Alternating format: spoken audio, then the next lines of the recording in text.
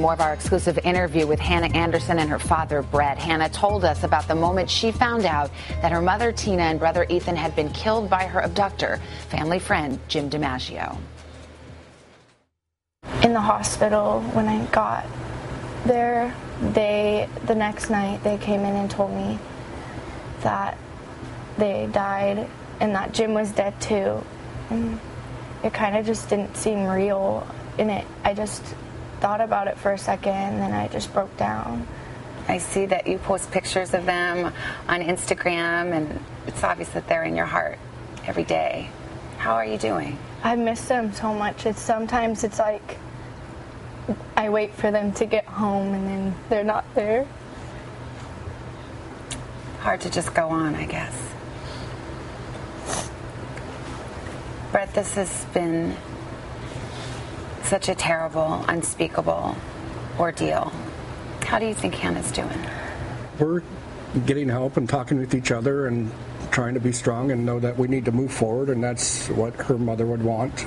You got on social media pretty soon after you came back, and one of the questions people asked was apparently in the home they had found a series of letters between Jim and you from I think about a year ago, a little more than a year ago. Can you explain what those letters were about? A year ago, my mom and dad split up, and me and my mom really didn't get along a year ago.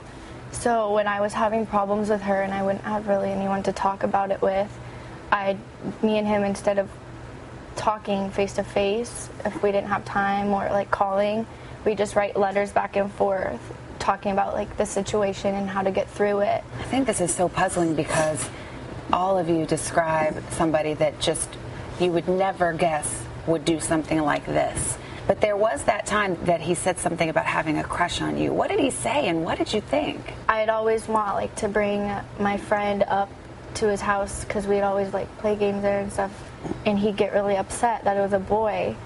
And he told me, he said, it's not that I don't want your friends up here, it's that I don't want to see you kissing your friends or anything like that because I have a crush on you. Not a crush that, feeling a crush as in friend, family, I care about you. And it kind of seemed really weird. Did you kind of try to keep your distance a little bit more? Yeah, exactly. And he got upset about that and would always text me and say that I was rude and that I was trying to stay out of his life. And I was after that, but I couldn't because he was my dad's best friend and he was always there for my mom. Hannah, when you think about him now, how do you feel about him? Are you angry? Are you sad? Sick, disgusted. It's shocked, just mostly sick and angry. There was an Amber Alert out for you. That's how the hikers put the pieces together. What would you want to say to them if you could?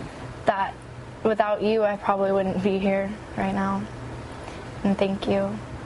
Would you like to meet them someday? Yeah. What if I told you they're here? Right now? Yes. I can bring them out. Would you like to meet them? Sure. Okay. We've got Krista and Mark John and Mike and Mary Young. Hi. And they really wanted to give you a hug. Thank you, girl. Hi. Tough cooking. Thank you, guys. Hi. Hey. Good to meet you again. You guys are great. I still think you're the one tough lady. Thank you. Oh, have a seat. We'll chat for just a second. You're the hero in my book. She is a hero, isn't she? Yeah. I see tears in your eyes, Miss Krista. I have a friend that looks like her, and I just put myself in a grandma's place, how I would feel. And I just, we're so thrilled to see. Wow. And we brought you a hat from Idaho. On behalf of the Cowboys of Idaho. That's very nice.